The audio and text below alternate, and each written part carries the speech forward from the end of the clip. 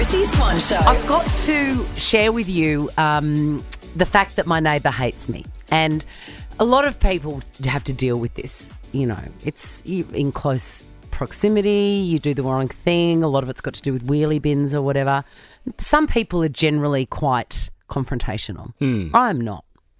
And I've been quite lucky in my life, Jack, in that I'm fairly easygoing. So actually, when someone has an active dislike of me, I find it sort of thrilling. I live for it. And also, you're in a different sort of category because you don't know, you might not know, but they might not like you because they don't like you on the radio or they don't like you on TV. Like, do you have to sometimes differentiate whether, hang on, have I done something or did they just not like Chrissie Swan?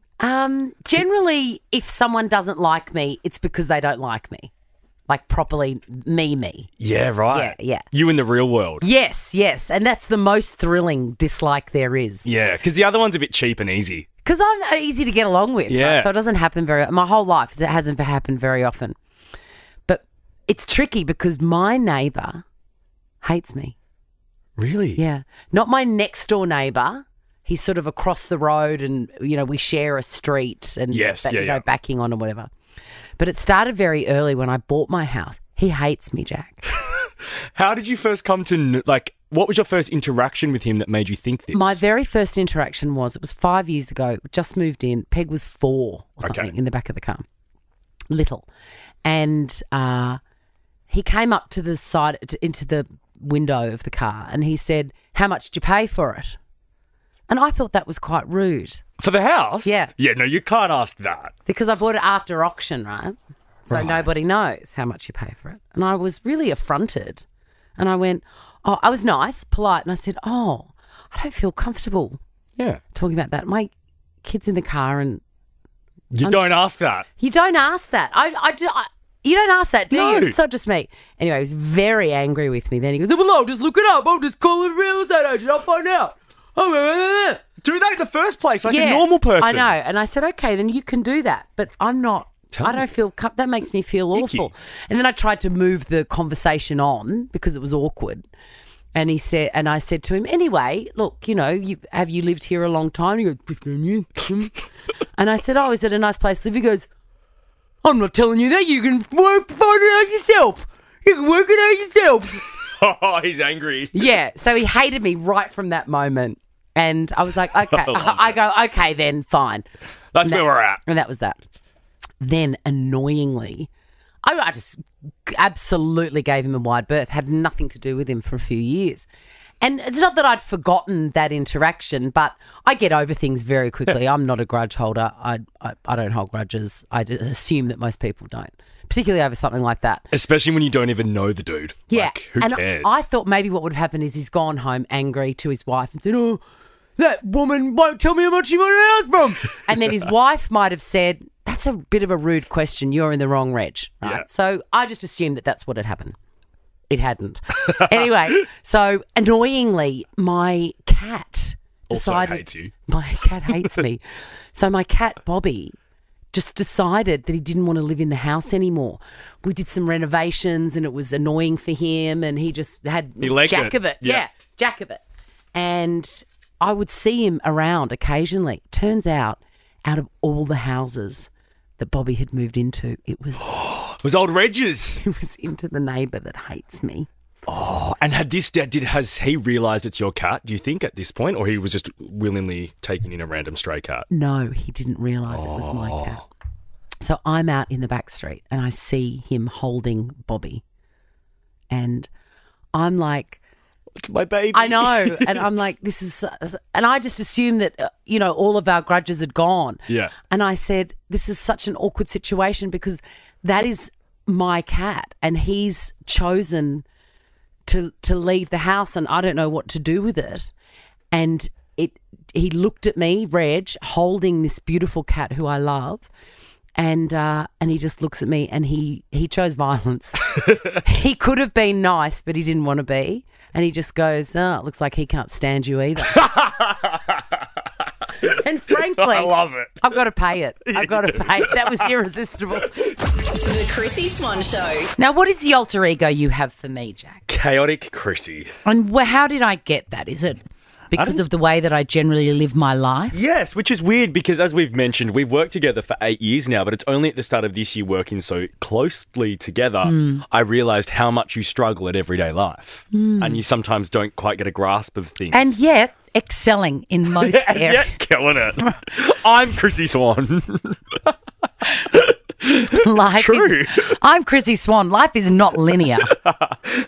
But So how I've did got to, Chrissie every live? time, I mean, I know that you've only just realised that I'm a bit bonkers. Yeah. But I've known this about myself for a very long time. Gotcha. So it actually delights me when things happen when I'm away from you, which is very rare. And I go, Jack's going to love this. And hence the story I have about this lipstick. Okay. So you know I'm mad for these lipsticks. Yeah, you've got heaps of them. I want to do a plug now for them. They're Revlon Matte Balm.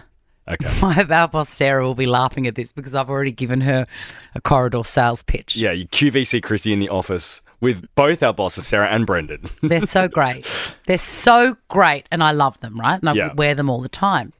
When you buy them, you know, they're brand new with a big peak. I've taken the lid off to show you. It's sort of like a chubby stick. Yeah. Remember chubby sticks from the 90s? It's a chubby sort of lipstick, which I also like. Anyway, I used it, and then it started to get down to the top of the sharpener. So it wasn't going above the actual chubby stick. Yeah, because it's like a thick pencil, right? And I'd used all the lipstick around it until there was none, and then you start to scratch your lips. Right. And I was like, oh, the one bad thing about this goddamn lipstick is that it doesn't come with a sharpener that fits. So what would you sharpen? The actual plastic itself? Yeah, you put it in and it sharpens off until it's shorter. Okay. So I go into Priceline and I'm looking around all the sharpeners and I'm trying to force them in through the packaging because I don't want to buy one. Unless you know it's the right fit. Unless I know it fits. Anyway, I try all these sharpeners and they don't fit. Then I go to the Revlon, area. Yeah. So I'm like, surely they would sell. You'd think. Yeah. Revlon, no, there's none that fit. So I leave disappointed. And then I'm walking through a different suburb, walking past Priceline, and I think, because all the stock is different. So I go in and I do the same thing again. And I cannot get, it's like Cinderella's shoe. I cannot get this lipstick to fit in any of the sharpeners. So that's 2 down. And I made the mistake of not asking for any assistance. I was going to say, is it a bit embarrassing asking for assistance given your face is plastered over the whole store? I am reticent to do so. I would be too. I am.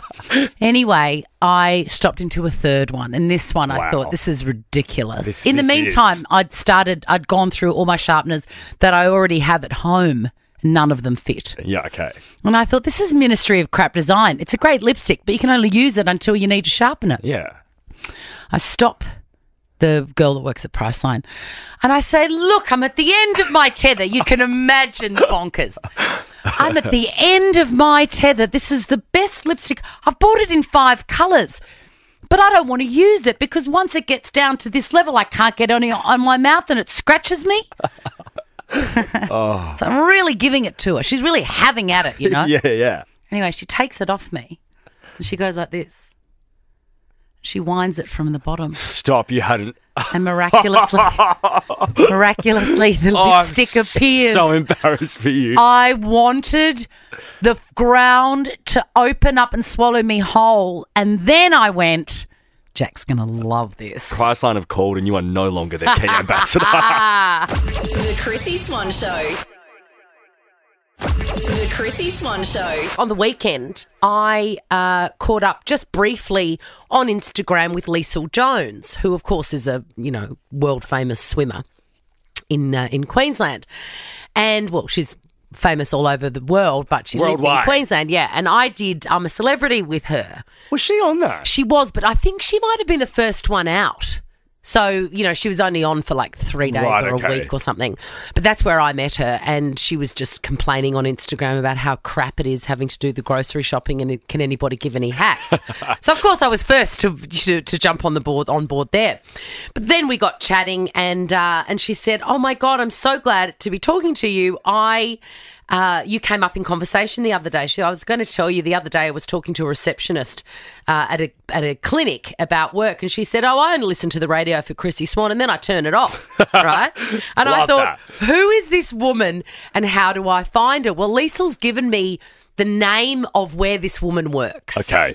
And I reckon let's just call and see if we can find her. Now, there's no guarantees that we're going to find the right woman. I don't even know her name. Liesl didn't get her name. Just so I can imagine and set the scene, whereabouts in Queensland are we? It's right in the middle of Brisbane. Okay, right sweet. It's East Brisbane. Great. And I'm imagining a full-time receptionist. She's probably there Monday to Friday. Yep.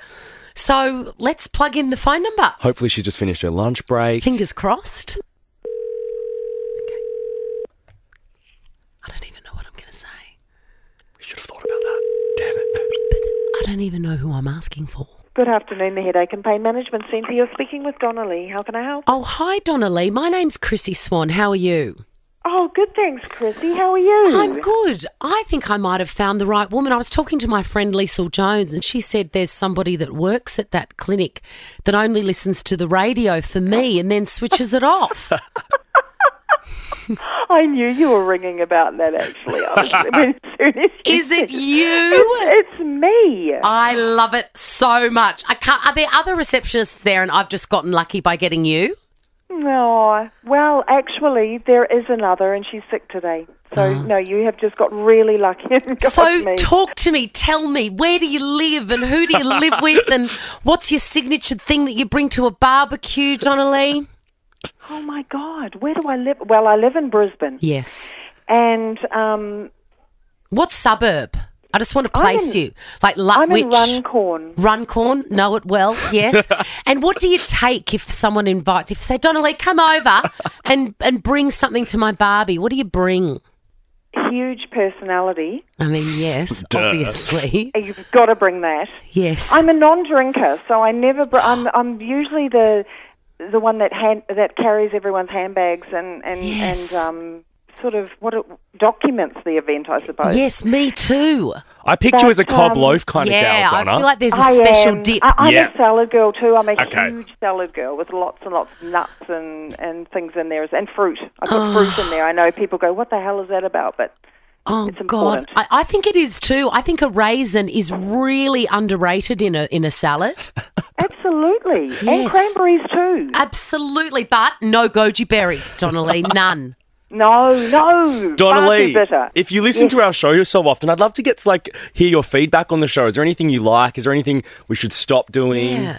I love your show, full stop. There's not anything about the show that I would change. I love the fact that it's just you and Jack on there, and Well, I want to Yeah. know, I've got one more question for you before we go. I mean, obviously, will you marry me? That's one question. But the other one is, do you drink coffee? I do. Well, Donna Lee, I'm thrilled to tell you I'm going to send you a Sunbeam Barista Max espresso machine. How good. And Love it. it is so good. I've got one at home and it's just like what you'd get, at Coffee Club or something. Oh, wow. Yeah, That's amazing. Do you know, every day I listen to you and all the people that ring in, and I think, I wish I wasn't driving and I could actually ring in and have a little chat with you. Well- and I never can because I'm always driving and I'm never hands-free. Well, that's what we've done today, except I called you. I know. It's the So best. amazing. All right, you have a beautiful day. You've absolutely made my whole year. Oh, thank you so much. You've made mine too. And you know what? I'm so going to look after Liesl next time she comes in. I'm Please really do, terrible please now. do. And I'm going to hurt myself on purpose so that I can come in and get fixed by you. Absolutely. At You do reception. it. At reception. We love you, Donna Lee. Thank you. Thank you both. You're the best. The Chrissie Swan Show. What's the biggest whopper you've ever put on your resume? Because just between you and me and the fence post, we've all done it. We have all done it, and it's totally human. And I think that there is a balance that you strike between something ridiculous and something believable. The reason we're talking about this is a BBC correspondent, ironically, the disinformation correspondent, Mariana Spring. It's all over the news, but she's been accused of lying on her resume. So in 2018 on her resume, if you're wondering what a disinformation correspondent is, because I had no idea, it's a journalist that specialises in the perceptions of, people that are doing the wrong thing or current affairs or like COVID or whatever. Okay, Yeah. so she's reporting on that, heavily based in social media. But she lied on her CV back in 2018, and frankly, I find this, I can't believe it's come to light, for example. Like, how did her CV become public fodder? I'm not 100% sure. The poor gal. In June 2018, she says that this is from her CV, reported on international news during the World Cup, specifically the perception of Russia, with BBC correspondent Sarah Rainsford. Turns out that Sarah Rainsford has only seen this sort of, junior journalist at social events. So they've like clinked a glass of champers together. And that's it. See, I think where she's gone wrong here is whenever you lie, it's like when you, like often I've been a reference for a mate at I've said that I'm their boss when they're going for a rental. We've all done that. Where she's gone wrong is you got to word the person up.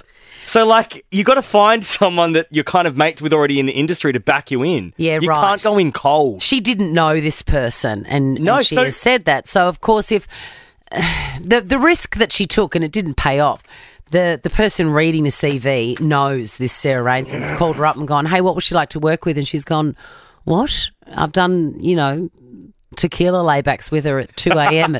at the Savoy. That's all I know. So she's come undone a bit there. Having said that, it's 2023 and she's been doing a great job for the BBC, one of the most respected over the last 5 years. So, yes, it was a lie. She didn't work with these people. But she's good, and she knew that she was good, and she knew that if she could just get that job, she would show them. I'm with you. She has. And clearly, like a little fact like that might be the difference between getting me in front of the boss and getting an interview or not. And the minute you're interviewing someone face to face, that's when you do the vibe check, and that's when you know. 100%, but you've got to get there first. Correct. If you've got to lie about working with Sarah Rainsford, you bloody do it. The biggest lie I ever told, it was my mum's birthday last week, Patty Swan, and she said, oh, look, while you're here, darling, can you go upstairs? There's a box of stuff. There's a box of stuff. And I said, yeah, like, do you know what? Because, I'm throwing everything out. And I was just like, nah, just throw it out. She goes, trust me, you'll want it. So I went through and I did want it. It had heaps of stuff in it, like from the early 2000s, my previous life as an advertising copywriter and all of this stuff. It was fascinating. Cool. I'll bring it into you. I know. My kids were like, you look fun. I was like, yes, I was. Once upon a time. I was fun. I had parties at my house every weekend. Anyway, what I did find was a resume that I took with me when I just turned 18, a CV to Tokyo, because I wanted to teach English. But I had no experience and I had no degree, and that was part of the visa entitlements. I mean, the balls that you've got when you're a teenager. So in that CV is a doctored up degree. I'd only just turned 18. It's not physically possible for me to have got a degree, right? I just finished year 12. Wait, an actual degree you doctored up? I took my sister's degree and cut that red thing out of it. I photocopied it at high school in the resource centre with Mrs. Goss looking at me. I am so impressed with you right now. And I used that to get a job as an English teacher in Tokyo. And did it work? Zero regrets. Yes, I loved it. Yes, Swanee. I did it. How good is that? So, look, it was a lie, and I could have been deported at any moment, but I wasn't. But you weren't. Now check this out. The Chrissie Swan Show is a Nova podcast. For more great comedy shows like this, head to novapodcast.com.au.